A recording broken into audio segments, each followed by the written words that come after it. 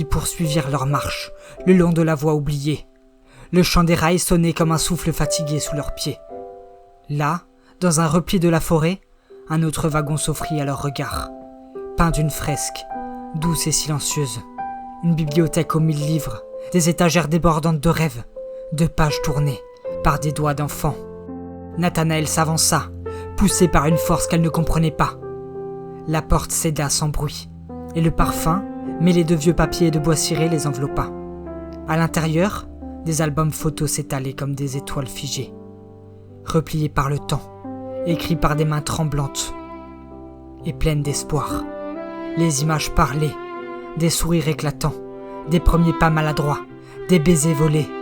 Chaque cliché était un éclat de vie, un battement suspendu dans l'ombre. Plus loin, les poèmes s'entassaient en piles précaires, écrits à la hâte, griffonnaient le dos de feuilles corrodées par le temps et la pluie. Des mots d'enfants qui tentaient de saisir l'insaisissable, la peur, l'attente, l'amour et la fuite. Parmi ces trésors, des petits objets gisaient. Un bonnet tricoté à la main, usé par l'hiver et les caresses. Des chaussons trop petits, marqués par la poussière des jours. Un doudou effiloché, gardien des nuits sans sommeil. Des lettres froissées, pleines de promesses non tendues, et des bouts de tissu, souvenirs d'un vêtement jamais porté. Nathanaël s'agenouilla, effleura les pages, sentit la présence de ces enfants qu'on avait voulu effacer.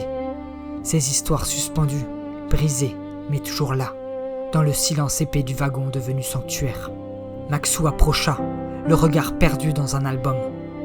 Ses doigts caressaient une photo blanchie, où une petite fille souriait. Peut-être une amie d'avant, ou une sœur qu'il avait oubliée. « Tu crois qu'ils ont tous réussi à s'enfuir ?» demanda-t-il d'une voix tremblante. Nathanaël posa la main sur son épaule, douce comme une promesse.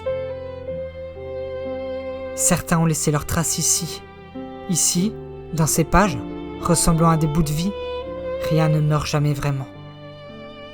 Le vent souffla doucement, traversant les interstices du wagon, comme pour bercer ses souvenirs fragiles, les protéger encore un peu, avant le prochain départ.